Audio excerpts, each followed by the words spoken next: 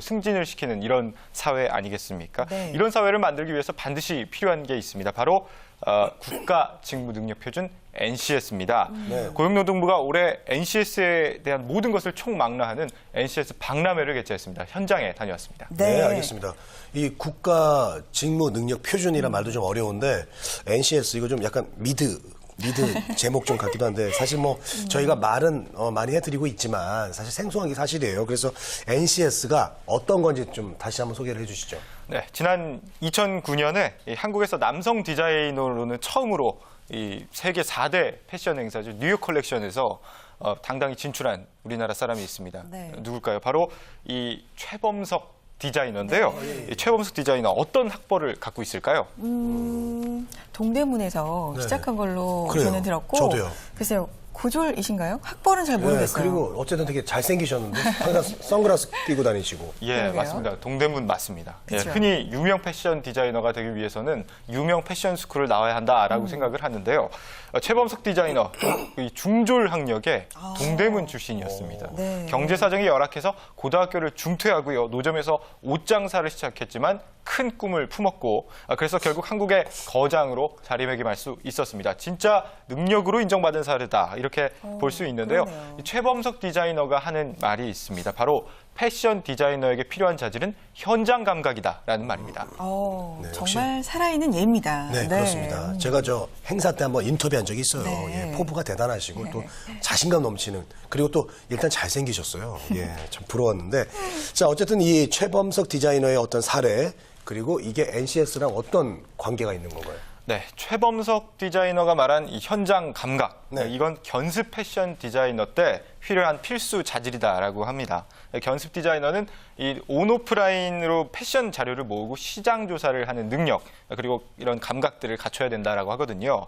국가직무능력표준 NCS는 이처럼 이 패션 디자이너가 갖춰야 될 능력들을 표준화, 지표화하는 겁니다. 예를 들어서 견습 디자이너는 현장 조사라면 또 전임 패션 디자이너의 경우에는 뭐 시제품 개발, 또 제품의 생산과 재료 수집 등의 역할을 담당하게 되거든요. 그 역할에 맞게 필요한 능력들이 있겠죠. 이게 모두 지표화되는 겁니다. 아, 그래요. 역할에 맞게 필요한 능력들이 사실은 다 다른데 그게 객관적으로 지표화가 된다 이런 말씀입니다.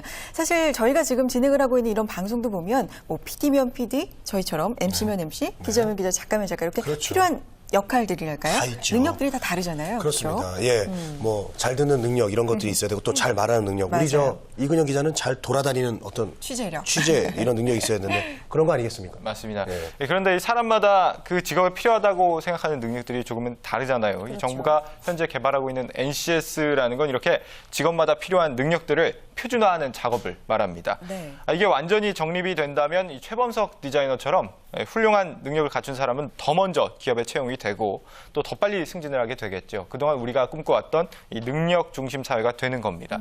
이번 NCS 박람회는 고용노동부를 중심으로 추진되고 있는 이 국가직무능력표준이 얼마나 진척이 되고 있는지 보여주는 행사다라고 할 수 있는데요.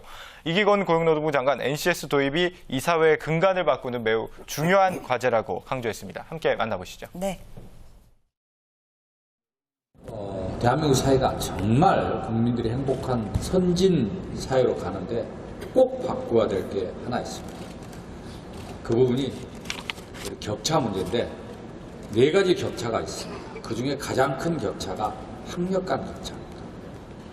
그런 어떤 사회의 근본 변혁을 해보자라는 게 저는 이 NCS 기반의 소위 직업교육 훈련 체계라고 봅니다. 산업계가 지금과 앞으로 10년을 내다본 교육훈련의 수요를 정확히 예측해내고 대한민국 여러 가지 다양한 직무를 한 약 800여 개로 구분해서 단계별로 그를 구체화하고 그걸 토대로 교육 프로그램을 짜고 이것이 NCS가 하나의 대한민국 능력 중심 사회의 저는 뿌리 역할이라고 한다 이렇게 봅니다. 네, 스펙보다 학벌보다는 진짜 능력이 중심이 되는 그런 사회가 되어야 된다. 사실은 참 오랜 시간 동안 우리 사회가 추구하고 있는 그런 반대 실현되기가 어려운 게 또 사실입니다. 그런 면에서 NCS 참 중요한 역할을 할 것 같다 이런 생각이 드는데 네.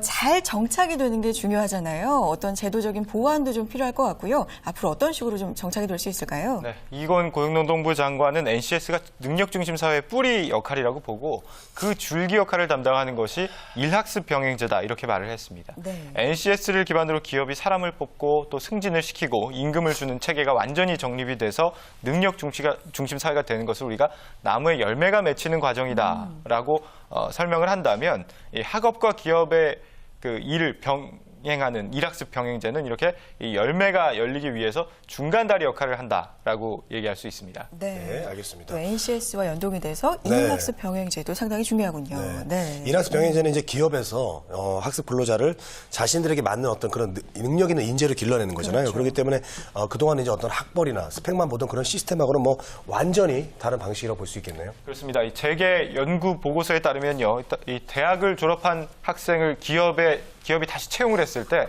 이 다시 기업에 맞는 인재로 재교육을 하는데 한 명당 6천만 원의 비용이 소요가 된다고 하거든요. 학생들은 또 대학에서 평균 5년 3개월 정도를 공부를 하면서 보내는 걸로 알려졌고요. 네. 이 시간과 비용을 모두 줄일 수 있다는 점에서 일학습 병행제, 능력중심 사회 구현의 가장 중요한 과제다라고 할 수 있습니다. 네, 그렇군요. 알겠습니다.